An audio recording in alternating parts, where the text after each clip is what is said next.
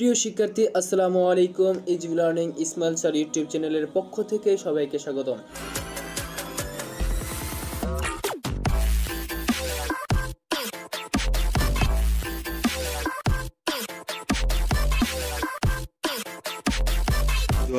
সালের ময়মনসিংহ বোর্ডের সমাজকর্ম প্রথম পত্র সেট খ এর এমসিকিউ সমাধান।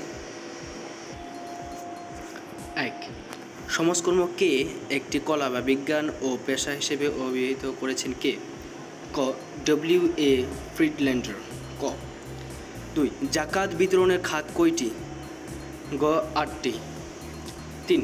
হিন্দু বিধবা প্রথা কে প্রচলন করেন? গ. ঈশ্বরচন্দ্র বিদ্যাসাগর। 4. উদ্দীপকে উল্লিখিত প্রতিষ্ঠানটি সনাতন ও সমাজ কল্যাণের কোন প্রত্যয়টির সাথে সংশ্লিষ্ট? ক. ধর্মগলা। 5. সমাজ কল্যাণে উক্ত প্রতিষ্ঠানের উদ্বোধনের কারণ? দুর্ভিক্ষের ভয়াবহতা হতে মানুষকে রক্ষা করা, খাদ্য শস্য সংরক্ষণ করা। গ. 2 আর 3। 6. সমাজকর্ম পদ্ধতি কয়টি? ঘ. 6টি। 7. বাংলাদেশের নারী জাগরণের অগ্রদূত কে? ক. বেগম রোকেয়া। 8. উপরের প্রশ্নবোধক চিহ্নিত ঘরে নিচের কোন আইনটি প্রযোজ্য? খ. 1601 সালের দরিদ্র আইন। 9. বিভারেজ রিপোর্টের অন্যতম বৈশিষ্ট্য কোনটি? ক. সামাজিক নিরাপত্তায় গুরুত্বারোপ। 10. 1834 সালের দরিদ্র সংস্কার আইনের ইতিবাচক প্রভাব হল দরিদ্রদের স্বাবলম্বী করা, পুরনো কর্মশালা সংস্কার সাধন করা। খ. 2 আর 3। 11. ব্যক্তি সমাজকর্মের উপাদান কয়টি? খ. 5টি। 12. সোশিয়াল গ্রুপ ওয়ার্ক এ হেল্পিং প্রসেস উক্তিটি কার? গ. ডব্লিউ.এ. ফ্রিডল্যান্ডার। 13. উদ্দীপকে উল্লিখিত সমস্যা সমাধানের জন্য কোন শিক্ষার প্রয়োজন? ঘ. সমাজকর্ম।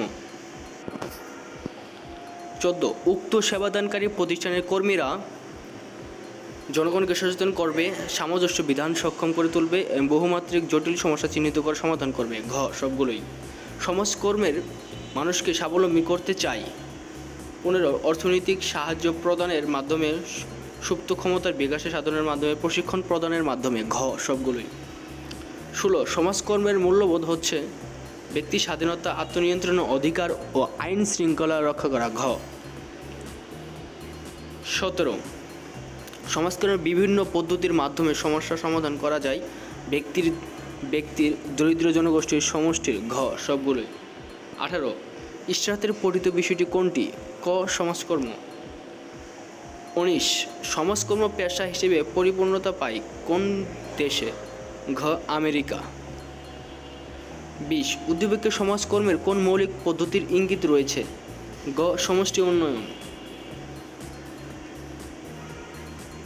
21. উদ্দীপকের ইঙ্গিতকৃত সমাজকর্মের মৌলিক পদ্ধতির প্রক্রিয়া হল সমষ্টির সম্পদ ও চাহিদা নিরূপণ এবং কর্ম পরিকল্পনা গ্রহণ ও বাস্তবায়ন করা। ক. 22. সমষ্টির সংগঠনের মূল কেন্দ্রবিন্দু কী? গ. সমস্যা। 23. সাহায্যার্থী এবং সমাজকর্মের মধ্যে যে সম্পর্ক গড়ে ওঠে তাকে বলা হয় পেশাগত সম্পর্ক। গ. 24. সমাজকর্ম পেশার বিশ্বজনীন সংগঠন কোনটি? ঘ. NASW। 25. বিভারেজ রিপোর্টের ভিত্তিতে প্রণীত হয় জাতীয় বীমা আইন 1946, জাতীয় স্বাস্থ্যসেবা আইন 1946। 1 আর 2। ক. 26. সর্বপ্রথম কোথায় শিল্প বিপ্লব সংঘটিত হয়? ঘ. ইংল্যান্ড। 27. সমাজকর্ম হলো এমন এক সাহায্যকারী পেশা যা ব্যক্তিকেন্দ্রিক, দলকেন্দ্রিক, সমষ্টিকেন্দ্রিক। ঘ. সবগুলোই। 28. কোনটি সমাজকর্মের আচরণ নিয়ন্ত্রণ মানদণ্ড হিসেবে কাজ করে? খ. পেশাগত মূল্যবোধ। 29. উদ্দীপক ইঙ্গিতকৃত ব্যক্তিদের কাজকে কি বলা হয়? ক. পেশা। 30. উদ্দীপকে ইঙ্গিতকৃত ব্যক্তিদের জীবিকা নির্বাহের বৈশিষ্ট্য হল দক্ষতা ও নৈপুণ্য অর্জন, মূল্যবোধের অনুসরণ, সেবা প্রদান। ঘ. সবগুলোই। তো প্রিয় শিক্ষার্থী, এই ছিল ময়মনসিংহ বোর্ডের সমাজকর্ম প্রথম পত্র এমসিকিউ সমাধান। পরবর্তী এমসিকিউ সমাধান পেতে আমাদের easy learning Ismail sir YouTube চ্যানেলটি সাবস্ক্রাইব করুন।